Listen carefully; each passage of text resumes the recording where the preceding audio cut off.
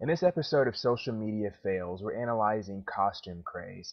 Now, if you haven't heard of Costume Craze, they are an incredible website where you can get costumes, some of which for 90% off. They have one of the, if not the largest selections of costumes, and their website is incredibly user-friendly. The navigation style and format is really easy to use and navigate. But of course, that's not what we're here to analyze. We're here to actually discuss their social media marketing campaign, which we believe has a lot of great areas. So we'll kind of move on to that. When taking a look at their actual blog, I can definitely appreciate how they have chosen to go with a style and a theme that's very similar to what their actual website looks like, so that their customers know that they're on the same website as Costume Craze, just in a blog format.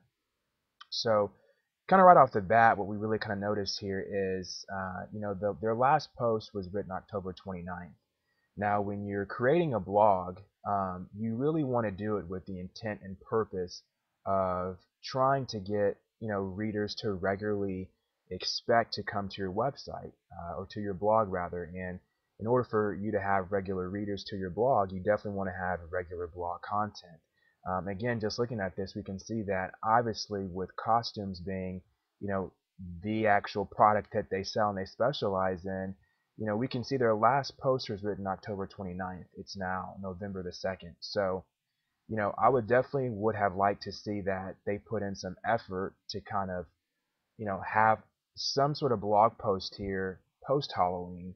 And obviously, I think it's pretty good that they actually kind of incorporated here with this particular last post, a little bit of like an insider kind of glimpse into the company and the people who work there with the different costumes they have on. That's definitely great. That's the type of content that a lot of consumers like to see.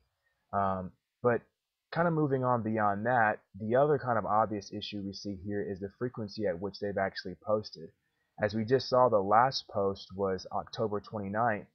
The post before that was October 21st.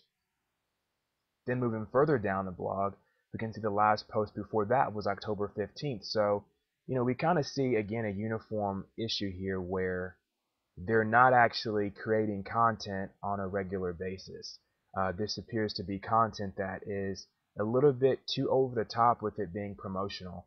There's definitely nothing wrong with being promotional. In fact, we typically like to suggest that businesses actually are heavy on promotion, but the issue here is that they've tried to focus way too much on purely just relating their product to something that it actually resembles. For example, in this scenario, they're relating this particular movie release to a costume that they actually sell. Well, that's great, but if you're only relying on, trying to tie in your product with something that's in the commercial media, you're going to have this exact scenario where you don't have frequent enough content. Really and truly, the lack of frequency on this blog is something that could just be placed on the website on the home page as a featured section. This is not credible or really worthy blog content to be on a blog format. So those are the real core issues here. Again, it's about the frequency at which they've actually posted blogs, and that's a pretty big issue. Moving on to their Facebook page, we can see one of the biggest problems here is a lack of interaction. We also see this on their Twitter page as well.